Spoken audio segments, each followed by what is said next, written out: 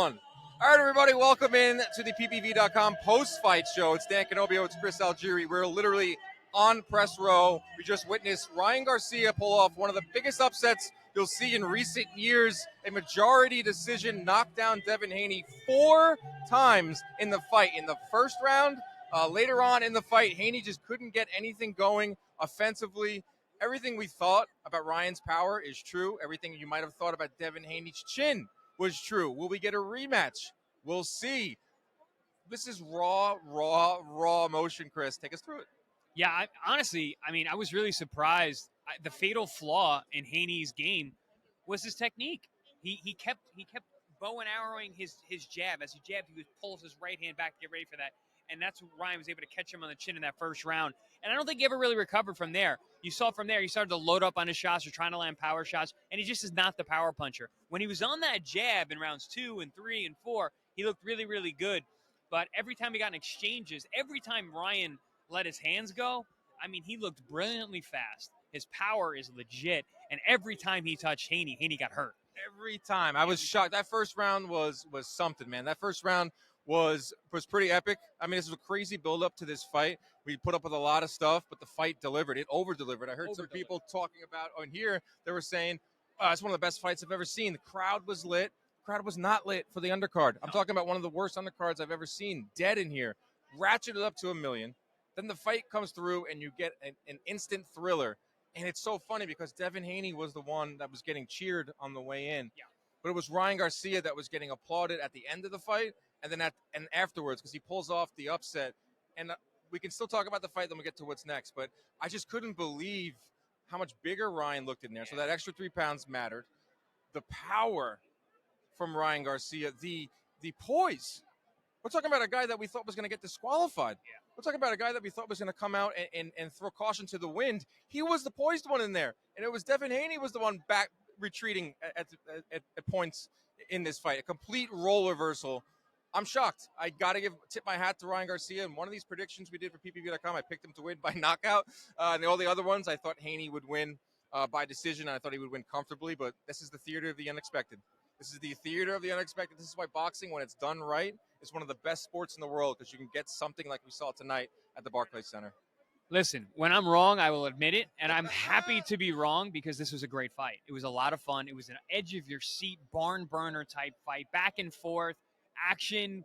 And it was funny, it's a bit hyperbolic, but I was saying, this is almost like a Leonard Hearns fight because the rounds that were kind of boring, Haney was winning. And the rounds that were dramatic, Ryan was winning, and he was winning them big. But there were more rounds where there wasn't that much action going on because Ryan was throwing punches like they cost him money, and Haney wasn't throwing power punches at all, but really just using the jab and his body language and physicality to be the ring general.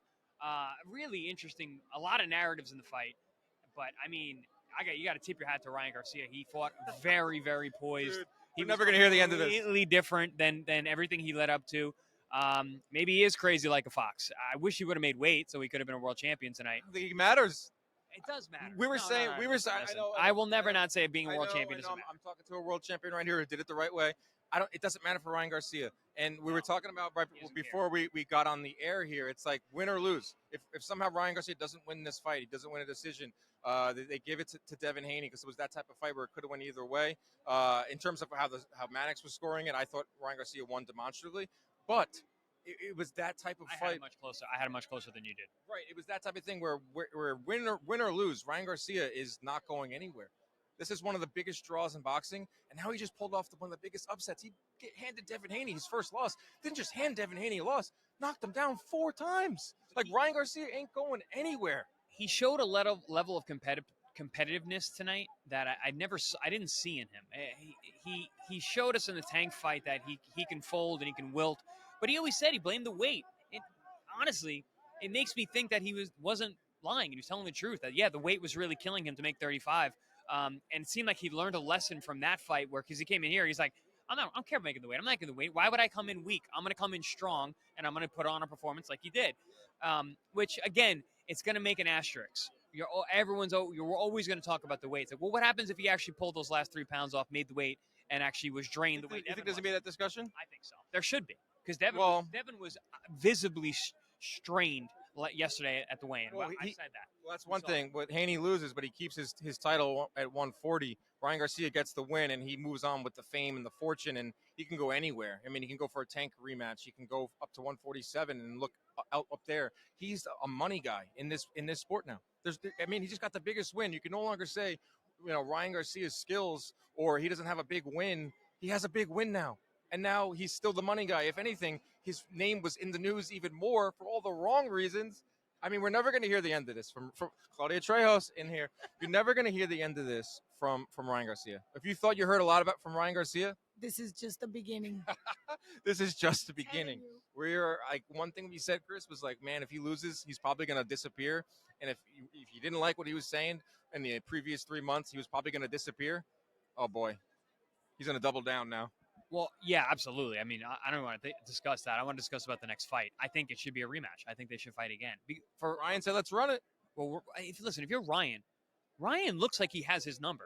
He knows. So, and this is a point that I was thinking there in the fight. I'm watching this fight. I'm like, these guys fought 6 times, and it showed. Ryan was like, I got something on this guy. He almost little brothered him in there. He did. He looked like he's like, listen, I used to beat you up, bro. I know I can do it again. We're adults now. I can still do that. So if I'm Devin, if I'm Ryan, yeah, I want to run that back. If you're Devin, you got to run it back. You don't really have a choice. But I think they do it at 47. I think they'll both be better there. Oh, at 147, that'd be interesting. Haney does have a choice. Haney could just go right back down to 140, defend his title against Sandor Martin. He can. I mean, in terms of the public, he doesn't have a choice. Right. He's got to run that back. If Haney wants to do it for himself, wants to do it for his pride, wants to get that 8th fight in with Ryan Garcia, he can certainly do that. Will it be at 140? I don't know, because it seems like Ryan Garcia has all the negotiating power in a rematch. He had the negotiating power in this fight. It's a 55-45 split. For Ryan Garcia, it's going to be even bigger for the rematch. That's why I said, like, it's in this era where where there's not so many fighters that can do this, where the belts exactly don't matter. Like Tank Davis doesn't have belts, but if you go to the negotiating table, he's the A side. He's the one dictating it. Now Ryan Garcia doesn't have a belt, but he's dictating negotiations with Devin Haney for a rematch. He's dictating negotiations with pretty much everyone out there at 140 besides Tank Davis. If Tank goes up to 140 or whatever, I don't know what Ryan Garcia is. What is it? What is his weight? Like, no one knows. Oh, he said he's the best 143 pounder in the world, and I mean, you can't really knock that now. It's true. That used to be Adrian Broner's weight class, so we said that was 143 and a half, baby. Yeah. Ryan should make his own belt. Yeah, 143.2. That's the new weight class. He can do what he wants, and he does have negotiating power. He's going to make a gang of money. That $1.5 million he lost on the scale seems to make sense now. He just always did seem like the belief was there. Except when he's walking to the ring. He did not look very, very, very confident as he's walking to the ring. But listen, he tied it in when it mattered. He executed. And listen, he poured it on late. He poured it on late. The last couple of rounds were the most active rounds he was found him at the end, too. Of the fight. And he was the stronger man, the fitter man, the more explosive man. And he had a game plan. That turning your back side roll thing was actually really effective. It looked terrible. And then that's where Haney kind of tagged him to the body, but it wasn't doing anything. No, it wasn't doing anything. But it neutralized Haney, and Haney was just loading up on everything. I was really curious to why Haney fought the way that he fought. I thought it was a very poor performance on him. So maybe I also blame the first knockdown. Maybe he was hurt the whole night. So the Pacquiao fight, I was hurt the whole fight. Sometimes those punches take longer than just a couple rounds to go, and also you're getting hit again. So it could have been that. It changes the way you fight, the way your body moves, your athleticism, your hand-eye coordination, your judge of distance when you're rocked. So it could have been that first round knockdown. Yeah, so just for the numbers, Ryan Garcia outlands Haney 106 to 87. He landed 40% of his power shots after landing just 25% in his previous 5 or 6 fights. As for the scorecards, one judge had it 112. That's how Chris Mannix had it ringside. Another judge had it 114-110, which is more in line with what I saw. 115-109 for Garcia was a little too wide. Little wide, yeah. I gave a lot of the rounds that, like I said, that there wasn't much going on to Haney. I just thought that his ring generalship, his physical presence, his ability to push Ryan back the whole time, and Ryan just not throwing, and especially not landing. And even a lot of those shots that were eye-catching and people were allowed, a lot of times Devin was rolling with them. They were coming off the shoulder. So there was a lot more rounds, I think, won by Haney. But those knockdowns, man, those things score big. Also, you had that point taken away from Ryan, so it took away one of those knockdowns. Yeah. So yeah, I honestly, I think even on the scorecard, it's a close fight. Yeah, very close fight. 114 and 110 is more along what I had. I didn't actually score it because we were just enjoying it as fans. We were screaming on the edge of our seats. This arena, this is the thing about boxing. When you don't have a great a great undercard, and this was not a good undercard, and it was a dreadful undercard. There was zero energy in this building. But the minute that the Barboza fight ended, and they were about to announce Ryan Garcia to come into the ring, and it was about to be the main event, I can't express it. If you haven't been to a big fight, you got to get to one. Because it just ratchets up 500%. You could hear a pin drop in here after the Barboza fight. I was ready to fall asleep. People were sitting down. The place was packed, but nobody was excited. Also, there was a nervousness because of the main event. Nobody knew what the hell to expect.